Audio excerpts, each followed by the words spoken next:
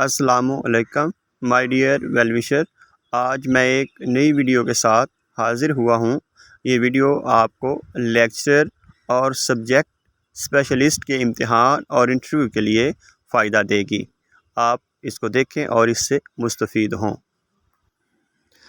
رومانوی افسانہ نگاروں کا سرخیل کون ہے؟ تو اس کا جواب ہے سجاد حیدر یلدرم کو رومانوی افسانہ نگاروں کا سرخیل مانا جاتا ہے۔ سجاد حیدر یلدرم نے اپنا رشتہ ترک حریت پسندوں سے قائم کیا۔ مولوی نذیر احمد کی سخت گیر اخلاقیات کا وارث کسے مانا جاتا ہے؟ علامہ راشد الخیری کو۔ 20ویں صدی کا پہلا بڑا سیاسی سانحہ بتائیے جس نے اردو افسانے کو بہت زیادہ متاثر کیا۔ جلیانوالہ باغ کا سانحہ جو کہ 1919 میں ہوا۔ جلیانوالہ باغ کے سانحہ نے منٹو سے کون سا افسانہ لکھوایا؟ تماشا۔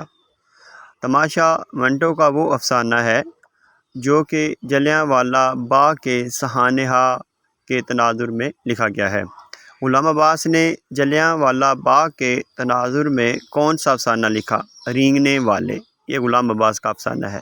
راشد الخیری نے جلیانوالہ باغ میں ہونے والے جبر کو کس افسانے میں بیان کیا؟ سیاہ داغ میں۔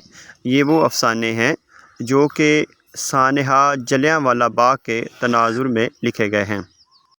کس افسانوی مجموعے کے افسانوں میں خدا کے وجود، فرشتوں کے تصور اور حیات بعد الموت کے عقیدے کی تصحیح کی گئی ہے؟ انگارے۔ مشہور نقاد ڈاکٹر محمد حسن کا تعلق کس ملک سے ہے؟ بھارت سے۔